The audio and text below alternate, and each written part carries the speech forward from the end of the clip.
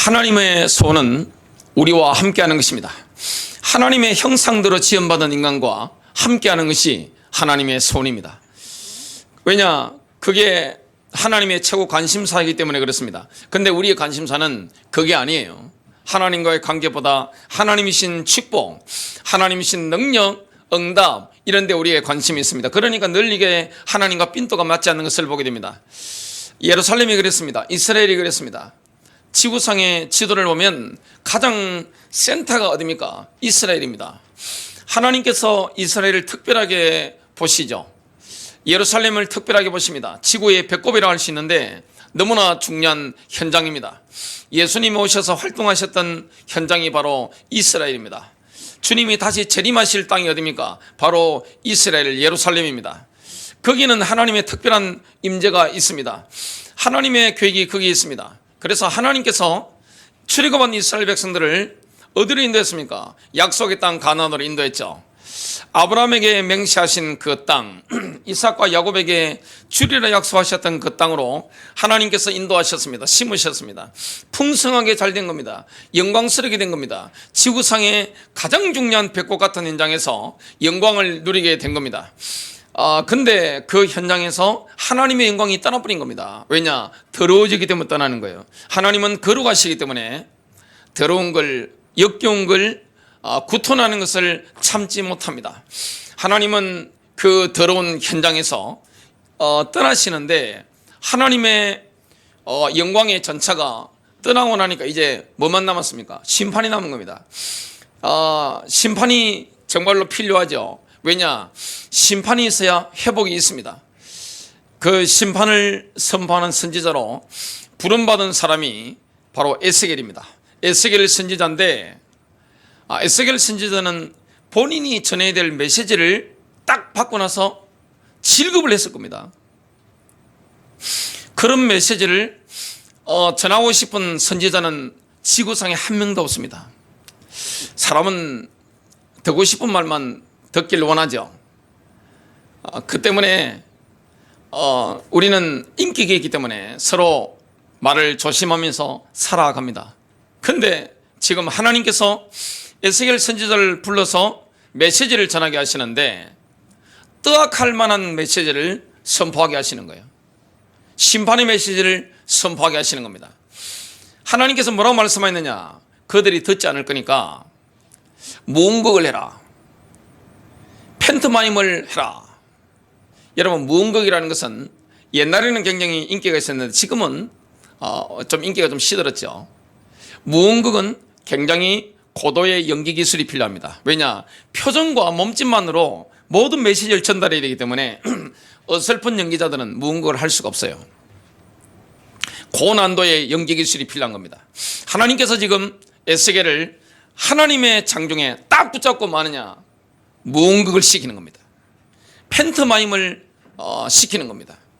그걸 통해 뭐하느냐? 예언하는 거예요. 팬트마임 자체가 예언이 되는 겁니다.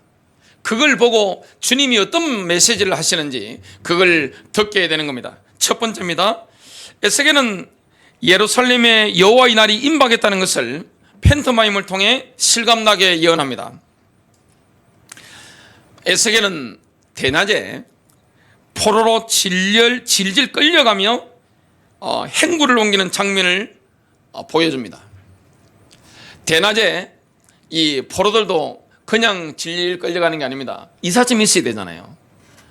그 800km를 걸어서 묶여가지고 질질 끌려가야 됩니다. 왕도 끌려가야 됩니다. 그러면 짐이 있어야 됩니다. 그 포로의 짐을 거의 벌거벗겨진 채로 옷을 제대로 입을 수가 없는 겁니다. 그 연기를 실감나게 지금 보여주면서 예언을 하고 있는 겁니다. 에스겔서 12장 3절 킹제임스 버전입니다. 그러므로 너 인자는 이사할 소지품을 준비하고 그들의 목전에서 낮에 이사하라. 너는 그들의 목전에서 내 처소를 다른 처소로 이사하라. 그들이 비록 반역하는 집일지라도 숙고하리라. 에스겔은 지금 남들이 잠자리를 준비하는 시간에 이 장소는 지금 바벨론 크발강과 텔아비브입니다. 그 남들은 해가 지면 잠자리를 준비하죠. 이때 성벽을 뚫습니다. 지금 에스겔은 벙어리 상태였기 때문에 묵묵히 벽 밑에 구멍을 파고 구멍을 뚫는 겁니다. 에스겔 12장 4절입니다. 그 다음에 너는 그들의 목전에서 낮에 내 소지품을 이스라엘 소지품처럼 가지고 나와 그들의 목전에서 저녁 때에 나가되 사로잡혀가는 자들처럼 하라. 에스겔은 뭘 보여주느냐? 그 중에 이스라엘의 마지막 왕, 유다의 마지막 왕 시드기야도 이렇게 포로로 질질 끌려가는 것을 보여주는 겁니다. 참 안타까운 일이죠. 에스겔은 이스라엘을 거짓말로 미혹한 거짓 선지자들과 여 선지자들이 여호와의 날에 멸망당할 것을 예언합니다. 여러분, 심판은 어디서 일어납니까? 하나님이 가장 중요하게 생각하시는 예루살렘 성전, 여기서 심판이 시작됩니다. 신약 시대는 하나님의 심판이 불신자에게 시작되는 게 아니에요. 베드로 사도도 증거했습니다마는 하나님의 심판은 교회 안에서부터 시작됩니다. 왜냐? 영광을 누렸기 때문에. 하나님의 임재가 있으면 사람이 영광스럽게 됩니다. 개인의 영광이 있는 거예요. 가문의 영광이 임하는 거예요. 교회의 영광이 임하는 거예요. 그 민족의 영광이 임하는 겁니다. 하나님의 영광이 강력하게 임하니까 1등이 되고 어뜸이 되는 겁니다. 근데 그 사람이, 그 민족이 타락했을 때는 하나님이 곱하기로 심판합니다. 그래서 전 세계에서 심판을 가장 심하게 받을 나라가 어디입니까? 미국과 대한민국입니다. 여러분, 미국 가보면 본질적으로 예수 믿는 분들 굉장히 많습니다. 제가 주로 읽는 책들도 그분들이 쓴 책들입니다. 대한민국에 얼마나 예수 믿는 사람이 많습니까? 성경이 얼마나 많습니까? 저희 집에만 해도 성경이 진짜 세지도 못하겠어요. 번역본이 하도 많아가지고 킹제임스 버전만 해도 세 종류를 제가 보고 있습니다. 한글 번역 성경 이렇게 저렇게 한 게 지금 우리 집에 가면 널려 있습니다. 여러 가지로 종류가 얼마나 많은지 모릅니다. 유튜브에 메시지가 얼마나 많이 나옵니까? 교회가 얼마나 많습니까? 그리고 외치는 사람이 얼마나 많습니까? 근데 깨닫지 못하면 어떻게 되느냐? 심판을 받는데 이스라엘은 다른 민족 당하는 심판보다 곱하기 2배의 강도로 받는 거예요. 왜냐? 영광을 누리기 때문에 그런 겁니다. 그 중에 가장 심판받는 대상은 누굽니까? 설교자들입니다. 메신저들이 교회를 잘못 이끌었기 때문에, 민족을 잘못 이끌었기 때문에 그 선지자들에게, 남 선지자, 여 선지자들에게 멸망을 선포합니다. 거짓 선지자들은 자기 마음에서 나는 예언을 조작해서 만들어냈습니다. 그들에게는 넘치는 확신이 있었죠. 뭐라고 했습니까? 여호와께서 말씀하셨다. 하나님께서 말씀하셨다고 메시지를 하는데 확신 넘치잖아요. 본인이 진짜 믿어요. 그런데 알고 보면 뭡니까? 전부 자기 생각입니다. 제가 신학대학원 졸업반 때 1년 동안 대한민국 수도 서울에 교회 탐방을 다녔습니다. 제일 큰 교회들 탐방을 다니는데 제가 서울 특별시 망우리에 가면 금남교회라고 있어요.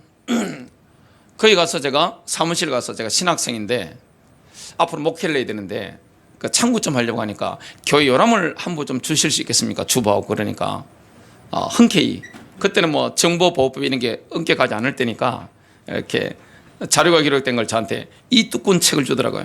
교인이 몇 명이냐? 10만 명. 깜짝 놀랐습니다. 김영숙만 해도 16명이었습니다. 정영숙만 해도 17명이고 박영숙만 해도 그 정도 숫자가 되고 와, 김철수, 이철수 철수라는 인물이 얼마나 많은지. 그래서 제가 깜짝 놀란 게 광수라는 인물도 얼마나 많은지. 야, 정말 많은 거예요. 거짓 선지자들이 하나님이 말씀하시다 그러는데 전부 다 누구 생각입니까? 성경 인용하면서 철수 생각입니다. 철수 생각을 말하는 거지 하나님 말씀을 말한 게 아니에요. 물론 듣는 사람은 하나님의 말씀을 들었다고 착각하죠. 에스겔서 13장 2절과 3절입니다. 그들 자신의 마음에서 나오는 대로 너는 여호와의 말씀을 들으라고 예언하는 자들에게 말하라. 주 하나님이 이같이 말하노라. 그들 자신의 영을 따르고 아무것도 보지 못하는 어리석은 선지자들에게 화가 있도다. 여러분, 설교자의 임무가 뭡니까? 올바른 설교자는 무너진 성벽을 보수해서 백성들을 회개로 이끌고 거룩한 삶으로 이끄는 겁니다. 근데 에스겔 선지자가 살았던 그 시대의 설교자들은 사람들이 듣기 좋아하는 말을만 한 겁니다. 원하는 설교를 해준 겁니다. 너무나 뛰어났기 때문에 사람들이 야, 정말 합당한 메시지다, 오늘 하나님의 말씀을 받았다, 이렇게 다들 이스라엘 백성들은 이야기를 했습니다. 그게 현실이었습니다. 에스겔서 13장 5절부터 7절입니다. 너희는 성벽이 무너진 곳에 올라가지도 아니하였으며, 거짓 선지자 보고 지금 욕하는 겁니다. 주의 날에 전쟁에 대비하려고, 여호와의 날은 뭡니까? 심판의 날이잖아요. 전쟁에 대비하려고 이스라엘 집을 위하여 장벽을 만들지도 아니하였도다. 그들은 허망한 것과 거짓된 점괘를 보고 말하기를, 거짓 선지자들도 환상을 보는 겁니다. 자기 확신 없이 사람들을 휘어잡을 수는 없습니다. 어떤 메신저나 마찬가지입니다. 그 감동은 뭡니까? 다른 영에게서 온 거죠. 거짓된 점괘를 보고 말한 겁니다. 주께서 말씀하셨다 하였으나 주께서는 그들을 보내지 아니하셨으며 그들은 주의 종이 아니에요. 그들은 다른 사람들로 그 말을 확고하게 하기를 바라게 하였도다. 7절 너희가 말하기를 주께서 그것을 말씀하셨도다 하였으나 나는 말하지 아니하였도다. 너희가 헛된 환상을 본 것이 아니며 너희가 거짓 점괘를 말한 것이 아니냐. 에스겔 선지자 당시에 보니까 예루살렘에는, 유다에는, 이스라엘에는 철수 생각을 막 이야기하면서 하나님이 말씀하셨다 하면서 온 백성들의 인기를 끌고 있는 겁니다. 왜 그렇게 했을까요? 이익 때문이죠. 그리고 본인의 자리를 유지하고 싶기 때문입니다. 그리고 또 중요한 건 뭡니까? 듣고 있는 사람과 영적 수준이 다를 게 전혀 없었기 때문에 그렇습니다. 하나님께서 갓나나의 피투성이 예루살렘을 왕후의 지위에 오르게 만들었습니다. 영광스럽게 만든 거예요. 하나님께서 이스라엘을 약속의 땅에 심었었는데 그 가나안 땅 약속의 땅은 지구의 배꼽이에요. 모든 중요한 일이 이스라엘에서 다 일어납니다. 예수님의 재림, 초림 다 그 이스라엘이죠. 그래서 왕으로 만드는 겁니다. 존귀하게 만든 겁니다. 아름답게 만든 겁니다. 영광스럽게 만든 겁니다. 근데 예루살렘은 남편인 여호와를 배반했습니다. 여러분, 성경에 보면 모든 선지자들이 이스라엘을 여호와의 아내, 하나님을 이스라엘의 남편으로 표현하고 있습니다. 신약 시대는 좀 달라요. 신약 시대는 예수님이 교회 신랑이시고 교회는 그리스도의 신부죠. 그 구약 시대는 이스라엘은 여호와의 아내입니다. 근데 그 아내가 자꾸 우상 숭배하면서 바람을 자꾸 피는 거예요. 그래서 이 남자 저 남자 하고 다니면서 자꾸 잠을 자는 겁니다. 그래서 뭐가 됐느냐? 수치처는 창녀로 전락하게 된 겁니다. 에스겔서에 보면 창녀라는 단어가 굉장히 많이 나옵니다. 정말 깜짝 놀랍니다. 여러분, 에스겔 선지자가 이 메시지를 해야 되는데 얼마나 즐거웠겠어요? 지금 이스라엘을 향해서, 예루살렘을 향해서, 아니 하나님의 거룩한 백성이라고 자부심 가지고 있는데 너는 창녀야, 이렇게 욕을 하고 있는 겁니다. 하나님이 그렇게 말씀하시는 거예요. 왜 그렇게 했겠습니까? 폼생폼사를 추구했기 때문에 그렇습니다. 여러분, 우리가 신앙의 본질을 따라가지 않고 예수님을 따라가지 않고 폼생폼사, 겉으로 잘 되는 거, 축복받는 거, 이런 걸 따라가다 보면 어떻게 되느냐? 영적인 창녀가 될 수밖에 없는 거예요. 이스라엘 백성들도 잘 살아보려고 한 겁니다. 이성과 합리성으로 본다면 이스라엘 사람들이 틀린 게 없습니다. 그 당시에 강대국과 손을 잡고 하는 거 당연한 거잖아요. 그들의 우상 숭배하는 거, 종교적인 교류하는 거, 이게 당연한 거잖아요. 정치적으로 뒤에 손잡는 거 당연한 거잖아요. 그런데 문제는 뭡니까? 창녀짓을 하기 위해서 하나님을 마음으로부터 버려버린 겁니다. 정치적으로 강대국과 손잡기 위해서 하나님을 의존하는 것을 버려버린 겁니다. 음행을 강력하게 하게 된 겁니다. 여러분, 이 간음의 대가는 가혹했습니다. 엄청난 고통이 오게 됩니다. 자기들이 몸을 바친 강대국으로부터 멸망당하는 그런 운명에 처하게 됩니다. 영적인 간음에 빠진 사람은 언제 창녀짓을 그만두게 됩니까? 수치와 고통을 당할 때, 절망에 빠지게 될 때, 비로소 하나님의 얼굴을 찾게 되고 비로소 창녀짓을 그치게 됩니다. 그전에는 불가능한 거예요. 하나님은 왜 이렇게 심판하실까요? 이스라엘과 관계를 회복하고 싶은 겁니다. 사람은 하나님을 외면합니다. 여러분, 이스라엘 역사를 보면 여호와를 남편으로 제대로 사랑하고 섬긴 적은 별로 없습니다. 다윗 시대, 그리고 솔로몬 시대 전반기, 그 다음에 히스기야 시대 잠깐, 요시야 시대 잠깐, 요 몇 왕 외에는 다 뭐 한 겁니까? 창조짓을 반복적으로 계속 하게 된 겁니다. 그래서 하나님과의 관계가 회복되려면 이 더러워져 가지고 하나님의 영광이 지금 떠나기 때문에 뭐밖에 없습니까? 심판밖에 없는 거예요.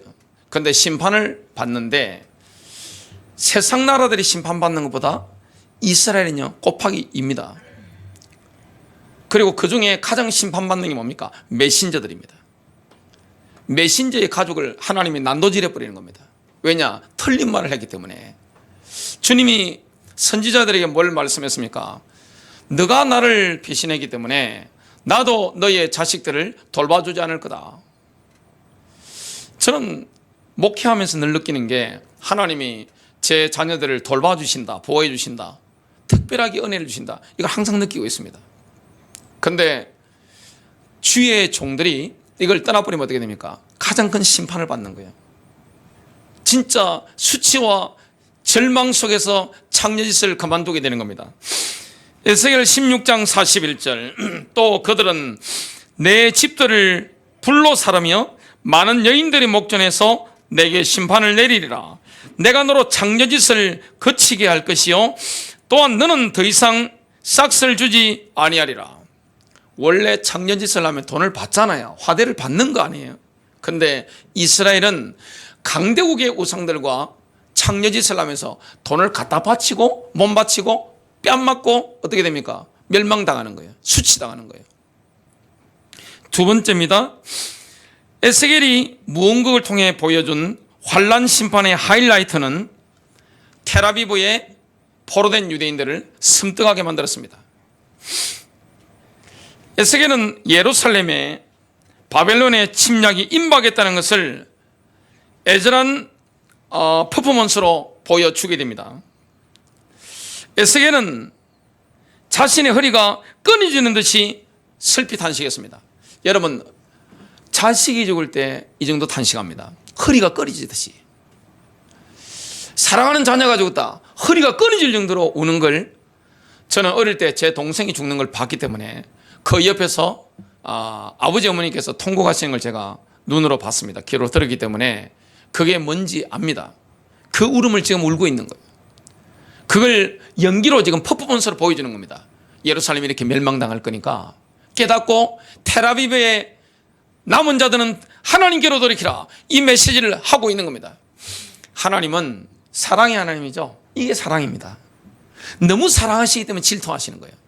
여러분, 부부는 특징이 뭡니까? 부부는 독점하는 거예요. 사랑은 독점이에요. 사랑을 어떻게 나눌 수가 있습니까? 내가 어떤 남자에게 어떤 여자에게 속하는 거잖아요. 사랑은 독점이에요.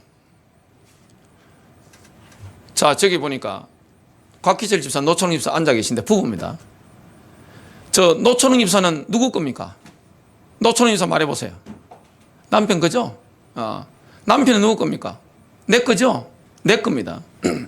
왜냐? 서로의 반쪽이기 때문에 그런 겁니다. 근데 그 사이에는 뭐가 있는 게 정상이죠? 질투하는 게 정상인 거예요. 하나님이 얼마나 우리를 사랑하셨으면 우리를 위해서, 이스라엘을 위해서 너무나 질투하시는 거예요. 질투가 없다. 사랑이 없는 거예요, 그거는. 지금 여호와의 와이프가 지금 돌아다니면서 뭐합니까? 돈 갖다 바치고 뺨 맞고 얻어 터지고 있는데 어느 남편이 가만히 있겠어요? 하나님이 분노하신 거예요. 끌어넘치는 거예요. 그래서 많으냐? 관계를 회복하시기 위해서는 뭐합니까? 심판 외에는 다른 길이 없어요. 이게 하나님의 사랑입니다. 절절한 사랑입니다. 여러분 호세아서를 읽어보십시오. 그러면 하나님의 그 사랑이 얼마나 절절한지 눈물 납니다. 에스겔서 읽다가 저는 눈물이 났어요. 예레미야서 보다가 눈물이 났어요. 안 울 수가 없습니다. 그 선지자의 그 마음, 하나님의 그 애타는 애절한 그 마음, 돌아오라는 겁니다. 돌아오지 않으니까 레드라인을 하나님 끊어오셨기 때문에 그 레드라인을 넘으면 어떻게 됩니까? 심판입니다. 어디부터 심판합니까? 교회부터. 누구부터 심판합니까? 주의 종부터. 그냥 인정사정 없습니다, 이거는. 왜냐? 그래야 돌이키기 때문에. 인간이 얼마나 사악합니까? 여러분, 인간이 타락하면요, 딱 마귀 모습입니다. 길거리 지나다 보면, 저 사탄하고 똑같이 생긴 분들이 한 분씩 계시더라고요. 이 권력자들 얼굴 사진을 저는 늘 보잖아요. 그리고 지나가다가 범죄자들 이렇게 몽타주라든지 사진들이 있습니다. 저는 얼굴에 관심이 있고 눈에 관심이 많기 때문에 늘 사람들 눈과 얼굴을 쳐다보는 습관이 있어요. 보면 참 닮았네, 그 생각을 합니다. 영상이 이렇게 딱 찍혀서 이게 보면 정치인들 이게 연설할 때 딱 보면 그분의 눈과 얼굴을 보잖아요. 참 많이 닮으셨네, 이 생각을 할 때가 있습니다. 누구를 닮았을까요? 마귀입니다. 사탄입니다. 이스라엘이 지금 몸이 더럽혀진 거예요. 하나님 영향이 떠나버린 거예요. 그래서 하나님은 뭐합니까? 내 영광을 뺏기지 하리라. 하나님은 하나님 영광을 뺏기지 않습니다. 그래서 심판하시는 거죠. 심판을 당해야 뭘 그칩니까? 창녀짓 하는 것을 그치고 하나님의 얼굴을 찾게 됩니다. 비로소 내가 가던 길을 돌이키게 됩니다. 주로 교회에서는 좋은 것만 말하죠. 그러니까 성도님들은 비참해졌을 때 탄식하면서 그러더라고요. 왜 교회에서 이런 걸 가르치지 않았는지 모르겠다고. 감옥에서 편지받은 겁니다. 그런 분 많아요, 상당히. 조용히 교회에서 사라져서 그렇지, 아웃돼서 그렇지, 그런 분 얼마나 많은지 압니까? 제일 심판당하는 사람이 누굽니까? 주의 종입니다. 종기했던 사람들, 이 자녀들 심판당하는 거예요.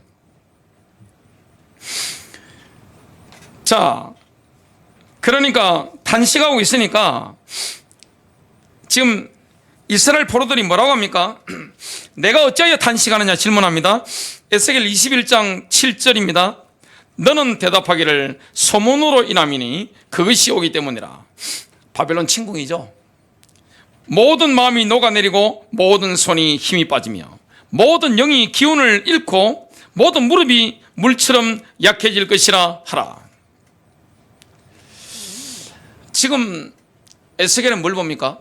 예루살렘 침공으로 수많은 시체가 널브러진 것을 환상 가운데 봤죠. 그러니까 허리가 끊어지듯이 슬피 울면서 탄식하는 거죠. 그리고 바빌론의 칼이 예비되어 있다는 것을 얼마나 잔인한지를 보여주기 위해서 지금 칼을 막 휘두릅니다. 칼을 3번이나 휘두릅니다. 선지자가 퍼포먼스를 보여주는 거예요. 칼을 갖다가 막 휘두르는 거예요, 3번이나. 그리고 거꾸로 떨어지리라. 사람이 칼에 맞으면 어떻게 됩니까? 거꾸로 지죠. 엎드러지죠. 그걸 확실하게 이야기를 하는 겁니다. 그리고 에스겔은 지금 예루살렘이 멀쩡한데도 불구하고 뭘 예언하고 있습니까? 바벨론의 느부갓네살 왕이 어디로 쳐들어올 것인지 그 약도까지 지금 그려주고 있습니다. 정확하게 지금 예언하고 있는 거예요. 지금 무음극을 통해서 정확하게 보여주는 겁니다. 그 느부갓네살이 갈래길에서 어떤 일을 하는지 보여줍니다. 라빠의 수도 암몬으로 갈 것인지 아니면 예루살렘으로 갈 것인지 점을 칩니다. 정계가 뭘로 나왔겠습니까? 예루살렘으로 가야 되는 정계가 딱 나오는 겁니다. 그러니까 느부갓네살이 군대장관 느부사라단에게 가라고 하는 겁니다. 경호대장에게 가라고 지시 내리는 겁니다. 가서 잡아오죠. 이스라엘 백성을 잡아오게 됩니다. 그런 일이 일어나게 됩니다. 에스겔은 바벨론 군대가 예루살렘에 도착하여 진을 친 바로 그날 남유다를 상징하는 녹슨 솥 하나를 걸었습니다. 가마라고 하는데 실제는 녹슨 솥 하나입니다. 이 고기 이렇게 삶을 때 하는 그 녹슨 솥이 있죠. 커다란 솥을 걸라 이렇게 지시를 내리는 겁니다. 에스겔서 24장 4절부터 5절입니다. 그들의 조각들 곧 모든 좋은 조각과 넓적다리와 어깨를 모아 그 안에 넣고 좋은 뼈들로 그것을 가득히 채우며 양떼에서 좋은 것을 취하고, 이스라엘은요 전 세계 모든 민족 가운데서 최고였죠. 그걸 소단에 집어넣는 겁니다. 지금 양을 잘라서 집어넣는데 그걸 소단에 집어넣는 거예요. 또 그 뼈들을 손 밑에서 태워 그 솥이 잘 끓게 하며 솥을 완전히 고아버리는 겁니다. 뼈까지 물렁물렁해지도록 만들어버리는 거죠. 또 그들이 그것의 뼈들을 그 안에서 삼게 할지어다 이렇게 말씀하고 있습니다. 그리고 그 덩어리 하나하나를 제비 뽑지 말고 그냥 꺼내라고 하는 겁니다. 그걸 뭘 말하느냐, 무차별적으로 꺼내가지고 내놓으라 하는 겁니다. 이스라엘 백성들이, 유다 백성들이 무차별적으로 바벨론으로 포로로 끌려갈 것을 지금 퍼포먼스로 보여주고 있는 거죠. 솥을 비게 만들었습니다. 다 잡혀가니까 남는 게 없잖아요. 그 뒤에 녹슨 솥을 숯불로 뜨겁게 달구어서 더러운 녹을 제거합니다. 심판의 징계의 기간이죠.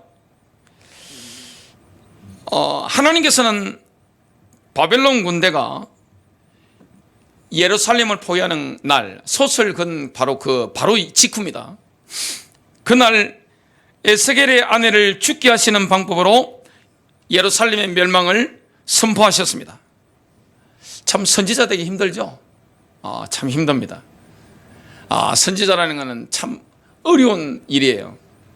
메신저가 된다는 것은 굉장히 두려운 일이죠. 에스겔 24장 16절 17절 보라, 내가 한 번 쳐서 내 눈이 바라는 것을 내게서 빼앗을지라도. 누굽니까? 너의 와이프를 내가 뺏겠다. 이게 뭡니까? 실제 죽는 겁니다. 아내가, 사랑하는 아내가 실제 죽는 건데 이게 무엇입니까? 이게 바로 팬터마임이에요. 무언극이 지금 무시무시합니다. 너는 애곡하거나 더 무서운 건 뭐냐? 울지 말라는 겁니다. 울지 말고 눈물도 흘리지 말며 울부짖는 것을 자제하고 그 죽은 자를 위하여 애곡하지도 말며 내 머리에 수건을 내 몸에 두르고 내 발에 신을 신으며 내 입술을 가리지 말고 사람들의 빵을 먹지 말라. 장례식에 가면 그 먹는 음식들, 그 빵을 먹지 말라고 주님이 말씀하시는 겁니다. 에스겔이 부름받았을 때가 30살, 지금 이때가 한 35살, 35세 정도 됩니다. 에스겔은 그 텔아비브에서 미친 사람 취급받죠. 선지자는 어떻게 보면 미친 사람입니다. 그런데 유일한 에스겔의 지원자가 누굽니까? 지금 동력자가 누굽니까? 그의 아내입니다. 선지자의 아내입니다. 하나님이 그 아내를 데려가는 겁니다. 가장 소중한 사람을 주님이 데려가는 겁니다. 이게 바로 무언극입니다. 하나님이 미리 예언하시는 거예요. 지금 유다가 멸망하는 거, 예루살렘 멸망하는 거 30개월 전입니다. 바벨론이 지금 딱 예루살렘 성을 에워싸는 그날, 진을 딱 치잖아요. 그날 녹슨 솥을 걸어가지고 포로될 거 보여주고, 그 다음에 뭐냐, 에스겔의 아내를 쳐서 데려가 버리는 겁니다. 뭘 말합니까? 에스겔의 아내는 가장 이스라엘에 영광스럽고 소중한 게 뭐죠? 예루살렘 성전입니다. 성전이 회파될 것을 지금 예언하고 있는 거죠. 성전이 갑작스럽게 에스겔의 아내가 죽은 것처럼 완전히 파탄날 것이다, 파괴될 것이다, 이걸 예언하고 있는 겁니다. 그걸 보여준 거예요. 세 번째입니다. 에스겔은 이스라엘이 환난 심판을 통과하여 하나님을 경배하는 이스라엘의 궁극적인 회복에 대한 하나님의 비전을 봤습니다. 하나님은 심판하고 그치는 게 아닙니다. 이스라엘이 회복되는 하나님의 위대한 비전을 보게 된 겁니다. 하나님은 심판의 목적이 아닙니다. 회복입니다. 그래서 우리가 인생을 살아가다가, 교회를 다니다가 밑바닥을 한 번씩 경험하는 것은 굉장히 좋은 겁니다. 믿음이 있다면 밑바닥을 경험하고 다 털어버리고 겸손한 마음으로 이렇게 올라갈 때는 어떻게 됩니까? 수직이 상승해 버립니다. 사회적인 지위라든지 많은 것들이 수직 상승합니다. 왜냐? 그때는 뭘 줘도 교만하지 않기 때문에 그렇습니다. 하나님께서는 장차 전 세계 속에 퍼진 불신자 유대인들을 귀환시켜서 환난 심판을 준비하실 겁니다. 에스겔서 20장 33절부터 34절, 주 하나님이 말하노라, 내가 살아있는 한 능한 손과 편팔과 진노를 부음으로써 내가 너희를 반드시 다스릴 것이요, 또 내가 능한 손과 편팔과 진노를 부음으로써 그 백성으로부터 너희를 인도해 낼 것이며 너희가 흩어져 있는 나라들로부터 너희를 모으리라. 지금 에스겔은 출애굽기와 직접 비유해서 말씀을 전하고 있습니다. 이스라엘 백성들이 이집트에서 나와서 약속의 땅 가나안에 들어서 국가를 세웁니다. 여호수아 인도로 세우게 됩니다. 이스라엘 백성들이 마지막 날에는 뭡니까? 길을 여는 자 예수 그리스도의 인도로 새로운 나라를 건설하게 됩니다. 천년왕국이죠. 하나님의 왕국입니다. 그리스도의 왕국입니다. 이 세울 것을 지금 예언하고 있는 겁니다. 또한 하나님께서는 이스라엘을 민족적으로 회개시키기 위하여 예루살렘을 고통의 용광로로 만드실 것을 예언하고 있습니다. 에스겔서 22장 18절부터 22절입니다. 인자야, 이스라엘 집이 내게 찌꺼기가 되었으니 그들 모두가 용광로 가운데 있는 녹과 주석과 철과 납이라. 여러분, 찌꺼기 많은 것은 쓸 수가 없잖아요. 반드시 뭘 통과해야 됩니까? 용광로를 통과해야 됩니다. 고통의 용광로. 얼마나 힘들어요? 그래야 불순물이 빠지게 되는 겁니다. 그들이 은과 녹과 철과 그들은 또 은의 찌꺼기니라. 19절입니다. 너희가 모두 찌꺼기가 되었으니 보라, 그러므로 내가 너희를 예루살렘 가운데로 모으리라. 20절, 그들이 은과 녹과 철과 납과 주석을 용광로 가운데로 모아 그 위에 불을 불어넣어 녹이는 것 같이 내가 너희를 나의 성령과 분노 속에 모아 너희를 거기에 남겨두고 녹이리라. 21절, 정녕 내가 너희를 모아 내 진노의 불길을 너희 위에 불게 하리니 너희는 그 가운데서 녹으리라. 22절, 은이 용광로 가운데서 녹는 것 같이 너희도 그 가운데서 그렇게 녹으리라. 그리하면 너희는 그 가운데서 그렇게 녹으리라. 그리하면 너희는 나 주가 내 분노를 너희에게 부은 줄을 알게 되리라. 고통의 용광로를 통과한 후에 이스라엘은 하나님께로 돌이키게 됩니다. 재결합하게 되는 거죠. 하나님과 재결합하게 되는 겁니다. 그때는 뭐가 있습니까? 엄청난 영광이 있는 거예요. 근데 이스라엘은 그 이후에 어떻게 될까요? 지난날 하나님을 배반하고 가증스런 장려짓을 한 것을 생각하며 이가 갈릴 정도로 처절하게 후회하게 될 겁니다. 에스겔서 20장 42절부터 43절입니다. 내가 너희를 이스라엘 땅, 즉 내가 내 손을 들어 올려서 너희 조상들에게 주기로 한 그 땅으로 너희를 데려올 때 너희는 내가 주인 줄 알리라. 43절, 거기서 너희는 너희의 길과 너희를 더럽혔던 너희의 모든 행위들을 기억하고 또 너희는 너희가 범한 너희의 모든 악들로 인하여 너희의 목전에서 너희 자신들을 몹시 싫어하리라. 엄청난 자기 혐오에 빠집니다. 이가 갈릴 정도로 옛날에 내가 왜 거짓을 했을까?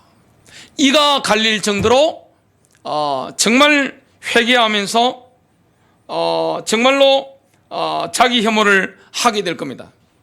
엄청난 후회를 하게 될 겁니다. 이렇게 되지 않으면 사람이 깨달을 수가 없는 겁니다. 결론 맺습니다. 우리에게는 하나님의 심판이라는 이 말이 좀 낯설 수가 있습니다. 그러나 하나님은 우리와의 관계를 회복하고 싶기 때문에 반드시 우리를 어디 가운데로 인도합니까? 불 가운데로 인도합니다. 저와 여러분이 믿음을 가지고 있다면 믿음은 반드시 뭘 통과해야 됩니까? 시험을 통과해야 되는 겁니다. 테스트를 통과해야 되는 겁니다. 믿음이라는 것은 뭡니까? 불을 통과해야 되는 겁니다. 나의 가는 길을 오직 그가 하시나니 그가 나를 단련하신 후에는 내가 증거같이 나오리라. 욥의 고백을 보세요. 찌끄기가 다 나가야 되는 겁니다. 우리가 더러워져 있으면 하나님과의 관계가 파탄나죠. 하나님은 다른 여러 사람은 쓸 수 있습니다. 뭐 금그릇도 있고 은그릇도 있고 뭐 녹그릇도 있고 나무그릇도 있고 사이그릇도 있고 유리그릇 다 있죠. 근데 어떤 그릇은 사용하지 못합니까? 더러운 그릇은 주님이 붙잡고 역사할 수가 없는 겁니다. 구약에 보면 대제사장의 머리 위에 써있는 게 뭡니까? 여호와께 성결입니다. 여호와께 거룩함. 하나님은 거룩하신 분이에요. 하나님은 죄를 미워하십니다. 하나님은 우리가 정결해지기를 원하고 거룩해지기를 원합니다. 그래서 하나님과 연합되기를 원합니다. 그게 되지면 뭐가 있습니까? 전 세계에서 어뜸이 되는 겁니다. 따라올 사람이 없어요. 어뜸이 되는 거예요. 영광이 임하는 거예요. 근데 그 영광스러웠던 이스라엘이 타락하니까 심판이 임하는데 가장 심하게 심판을 당했죠. 꽃배기입니다. 2배입니다. 그 중에 누가 제일 심판을 당합니까? 메신저들이 가장 비참한 심판을 당합니다. 이스라엘 백성들은 어디로 끌려갑니까? 바빌론으로 다 끌려가 버리는 겁니다. 그런데 누가 회복을 시키십니까? 하나님입니다. 여러분, 회복할 때 보면 내가라는 단어가 계속 나옵니다. 하나님이 회복시키는 겁니다. 구원의 역사라는 것은 누구의 역사입니까? 하나님의 역사입니다. 그래서 오늘 저와 여러분이 하나님께로 돌이키고 승리하는 남은 인생 되시기를 주님의 이름으로 축복합니다.